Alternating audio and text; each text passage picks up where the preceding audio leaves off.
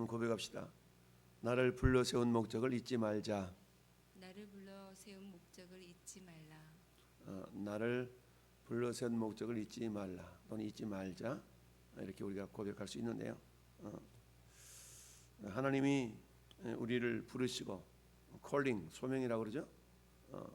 우리를 세우셨다. 사명이죠.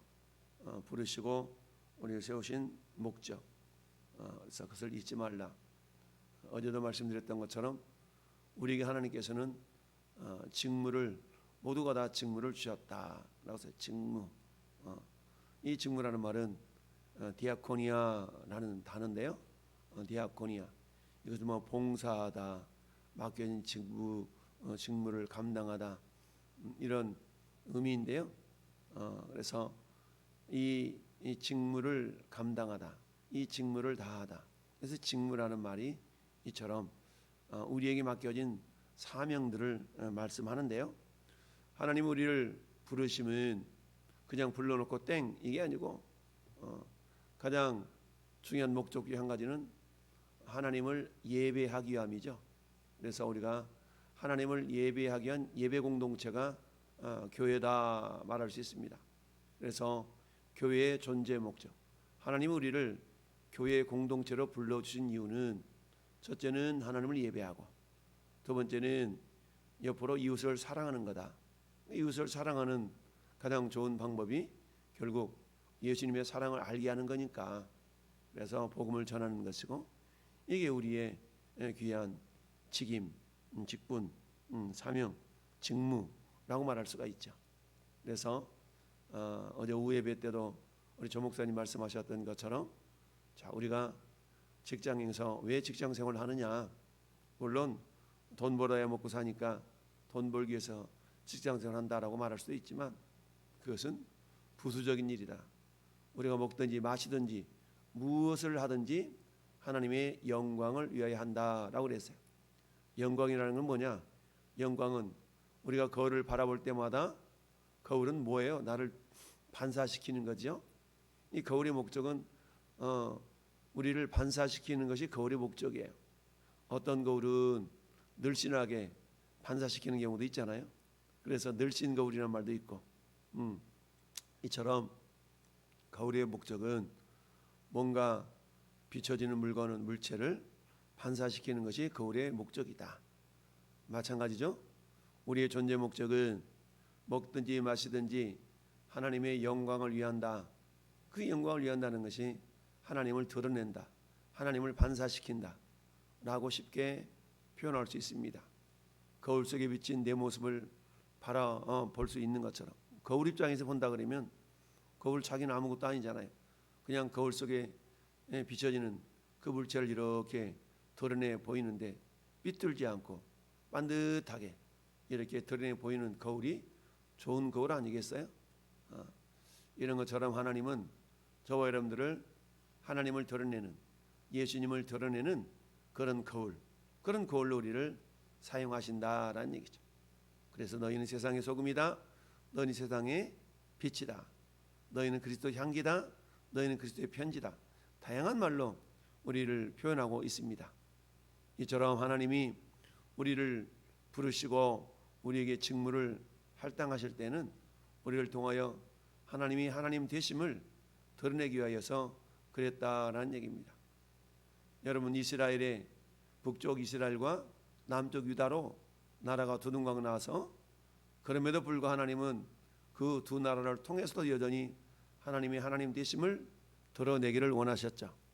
그래서 북쪽 이스라엘의 초대 왕이었던 여로보암은 솔로몬 왕의 군대 장관이었어요. 군대 장관이 왕이 됐으니까 얼마나 출세한 겁니까? 세상에 나 같은 것을 왕으로 세워주시다니 하나님 감사합니다. 내가 하나님 말씀 잘 듣겠습니다. 이리에 오른데 그렇지 않냐고 부르신 세우신 그 하나님의 뜻을 이루기보다는 일단 왕이 되다 보니까 욕심이 생겨서 내가 이 왕위를 잘 지키기 위해서 내가 뭘 해야 될까? 당연히 하나님의 뜻에 합당한 삶을 살아야 되는데 그렇지 않냐고 뭐 했어요? 인간의 생각, 자신의 생각에 사로잡혀서 사람들의 눈치를 보기 시작했고 그 사람들의 마음을 만족시키기 위한 그런 수를 썼죠.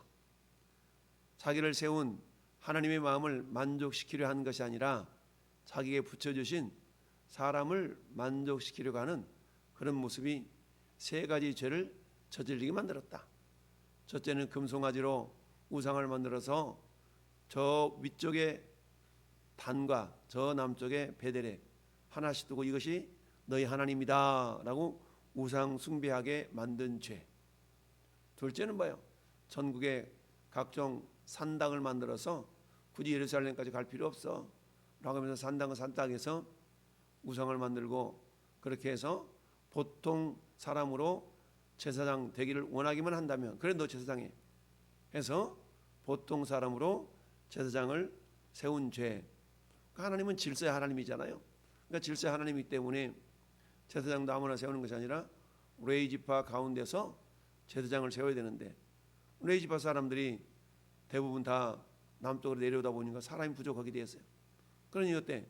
그냥 너나 나나 나 할래 내가 할래 그럼 네가 해 라는 어떤 그런 모습으로 변질되고 말았죠.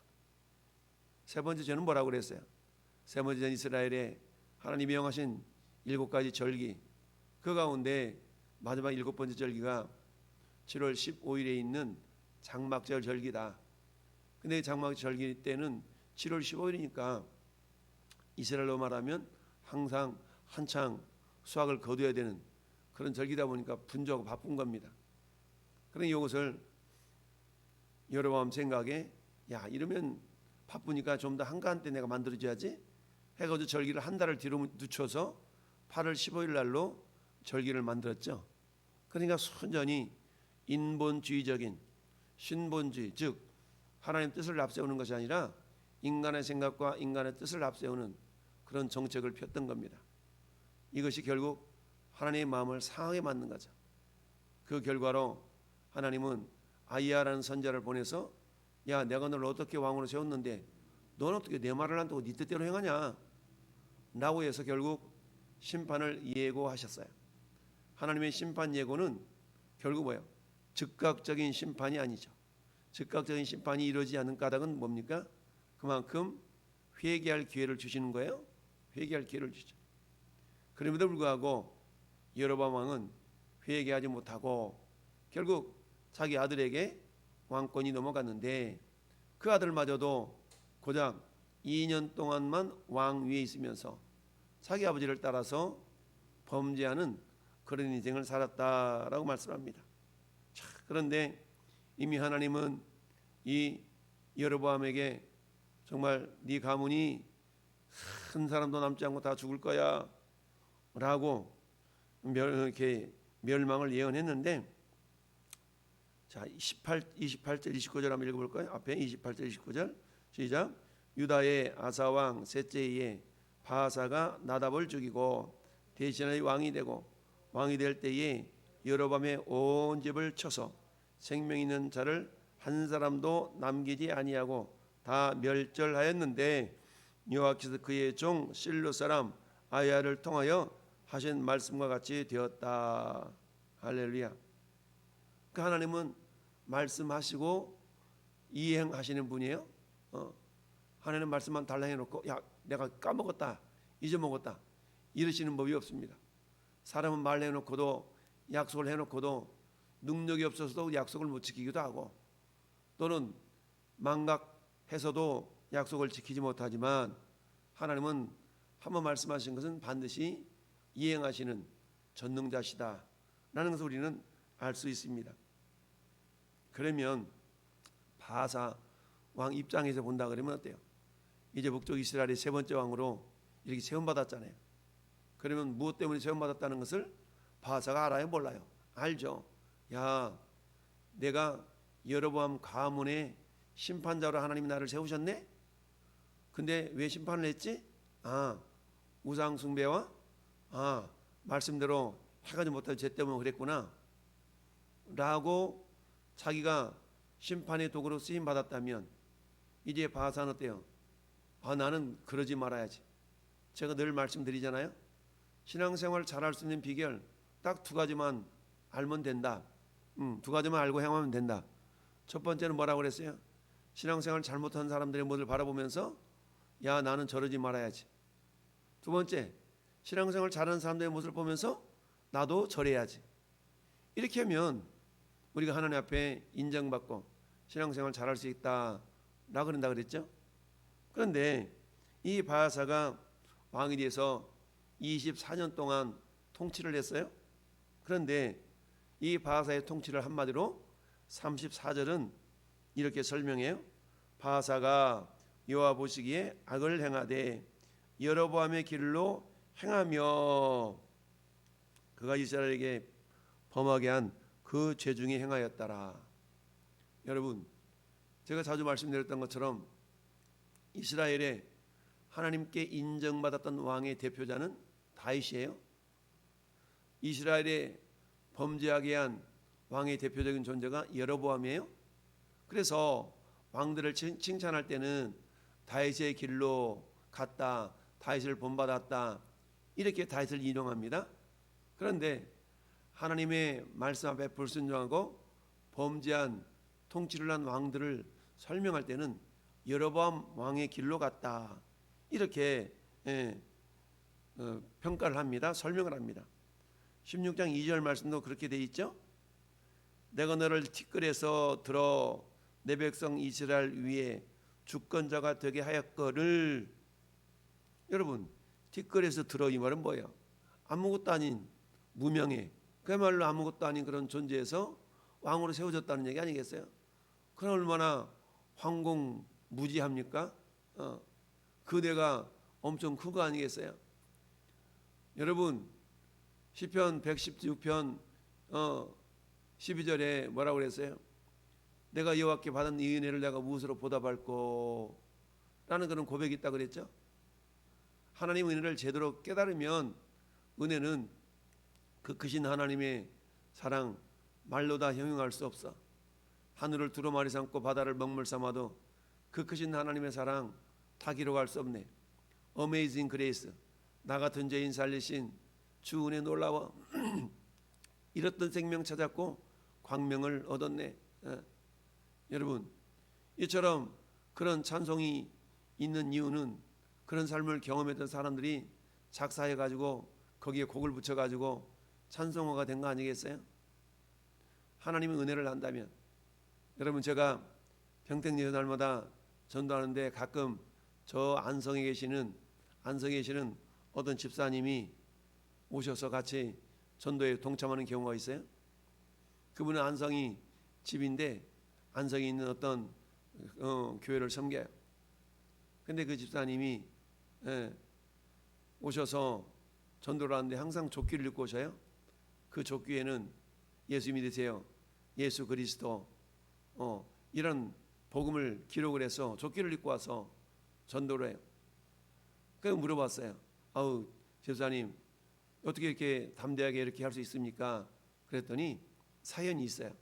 그 사연이 뭐냐면 자기가 죽을 병에 걸렸는데 하나님이 살려주신 거예요. 그러니 뭐가 부끄럽겠어요? 하나님의 은혜로 자기가 살아났기 때문에 어떤 짓을 해서라도 하나님의 영광을 자기는 나타낼 수 있다라는 그런 어떤 고백이 있는 겁니다. 그러니까 족기에다가 예수 믿으세요, 예수 천국 불신지요, 예수는 그리스도, 이런 막 말을 써가지고 족기를 입고 와서 전도를 하시는 50대 초반에 그런 집사님이 계세요. 이름이 김충식이라는 집사님이신데, 그래서 가끔 그분이 평택역까지 오셔서 이렇게 전도하시는 모습을 보면서, 야, 누구나가 다 저런 은혜를 입었을 터인데, 이런 생각을 해봐요. 물론 그 집사님은 자기가 죽을 병 걸렸다가 치료된 그런 은혜를 입었기 때문에 자기는 그 은혜를 어떻게 갚을 줄 몰라서 족기에다가 예수 믿으세요, 예수 믿으세요, 예수 믿고 구원받으세요, 이런 어구를 써가지고 이렇게 전도하려고 그러니까 그분의 전도 열정을 보고 또 분이 또 스폰을 해가지고 전도용품을 다 스폰 받아가지고 그래 전도를 하시더라고. 하나님은요, 당신을 위하여서 뭔가 열심을 품는 그런 모습을 보시면 하나님은 그대로 안 놔둬. 뭔가 복을 주고 싶어가지고 막 복을 줘요. 할렐루야. 그렇습니다. 하나님의 은혜가 저와 여러분들에게도 이런 모습으로 임하기를 바라요. 하나님이 바사를 들어서 이스라엘의 왕으로 세운 이유는 잘못 살아가고 있는 여로보암 왕 그 가문을 하나님이 책망하셔서 돌이키는 도구로 사용하셨는데, 그런데 여전히 그 바사는 왕이 되고서도 어떻게 했나? 이와 보시기에 악을 행했다. 2절 말씀에도 네가 여로보암의 길로 행하며 내 백성 이스라엘에게 범죄하게 하여며 그들의 죄로 나를 노엽게 했다. 자기만 죄 짓는 게 아니고 왕이잖아요. 왕이 죄 지으면 어떻게 해요? 왕이 잘못하면 그게 영향이 온 국민에게 다 흘러가잖아요. 그러니까 지도자 한 사람이 너무너무 중요한 겁니다. 여러분, 내년 4월 달에 총선이 있는데 이 지도자 뽑을 때 정말 잘 뽑아야 됩니다. 여러분, 지도자가 잘못 뽑혀가지고 나라가 망가진 예는요 전 세계를 돌아보면 수없이 많습니다. 여러분, 우리나라라고 예일 수 없어요. 그래서 내년 4년도에 내년에 4월에 우리가 기도 많이 하고 정말 하나님을 경외할 수 있는 자, 하나님을 경외하는 자, 하나님을 두려워하는 자가 뽑혀서 정말 자기 자신의 이석을 챙기려고 하는 자가 아니라, 여러분 지난 우리는 4, 5년 동안에 어떻게 이 나라가 돌아갔는가를 이미 알고 있지 않습니까? 집값이 엄청나게 올라서 영끌족이라는 단어가 나오고 엄청난 재정적인 압박, 이런 것들이 우리 삶 속에 나타났던 걸 보게 돼요. 어찌하든 이 바사, 그러다 보니까 하나님 또 어때요? 예후라는 사람을 통해서 심판을 예고하지 않습니까? 하나님은 이처럼 심판을 예고했어도 회개하고 돌아오면 심판을 유보하시잖아요. 그런데 이런 예고의 말씀이 있었음에도 불구하고 바사가 돌이켜서 회개하고 하나님을 전심으로 섬겼더라, 이런 말이 없어요. 그만큼 인간의 죄성이라는 것은 쉽게 고쳐지는 것이 아니다. 따라서 사도 바울은 경건에 이르기를 연단하라. 여러분, 믿음도 훈련해야 됩니다. 저절로 믿음이 자라는 게 아니에요. 하나님의 말씀으로 연단받고 훈련받아서 날마다 자기 자신을 돌아볼 수 있는, 주의 말씀은 내 발의 등이요 내 길의 빛이다라고 고백했던 시인의 고백처럼 너는 나와 함께 경건에 이르기를 연단하라. 육체의 연습은 약간의 유익이 있지만 경건의 연단, 경건의 훈련은 범사에 유익하다. 금생과 내생에 복이 있다라고 말씀하고 있습니다. 사는 성도 여러분, 오늘 하루 새로운 시작 되었습니다. 오늘 하루도 하나님께서 저 여러분에게, 우리에게 시간을 주신 것은 기회를 주시며 우리에게 직무를 감당하라고, 먹든지 마시든지 무엇을 하든지 내 삶의 현장이 전도 현장이라고 그랬잖아요. 그래서 우리가 실천해내므로 주님께 기쁨을 안겨드리고 주님 주신 은혜와 복을 받아 누리는 주인공들이 될 수 있기를 예수님의 이름으로 축원합니다. 아멘.